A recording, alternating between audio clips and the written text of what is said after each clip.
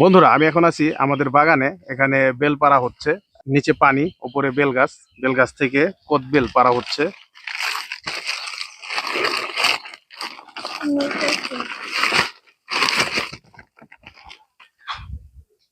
আপনারা অনেক বেল খেয়ে থাকেন বিভিন্ন ফুটপাতে বা রাস্তাঘাটে। যাদের গাছ নাই, গাছ থেকে একেবারে ন্যাচারালটা খেতে পারেন না।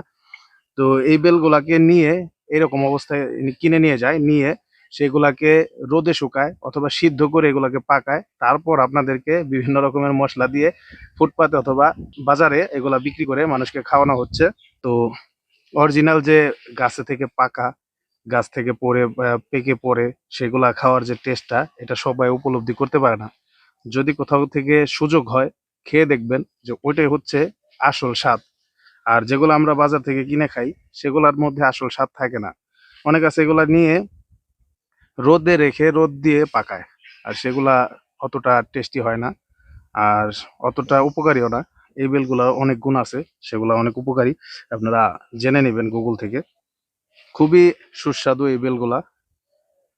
অনেকের বাসায় আছে, অনেকের বাসায় যে নাই তা না। এটা একটা গৃহপালিত বলা চলে, কারণ সবার বাসায় মোটামুটি আছে। যারা গ্রামে থাকে, গ্রামের বাসায় তেমন কোনো রেয়ার কিছু না। তবে বাজার থেকে অনেকের কিনে খেতে হয়। সেগুলা তেমন একটা ভালো না। এগুলা সিদ্ধ করে বা রোদে শুকিয়ে তারপরে বিক্রি করা হয়। যেগুলা ন্যাচারাল, একেবারে গাছ থেকে পেড়ে খাওয়া যায়, সেগুলা খেয়ে দেখবেন, অনেক মজা। আর আপনারা যারা খেয়েছেন অবশ্যই কমেন্টে জানাবেন কেমন হয়েছে। আর ভিডিওটা যদি ভালো লাগে অবশ্যই শেয়ার করে অন্যকে দেখার সুযোগ করে দিবেন। ধন্যবাদ।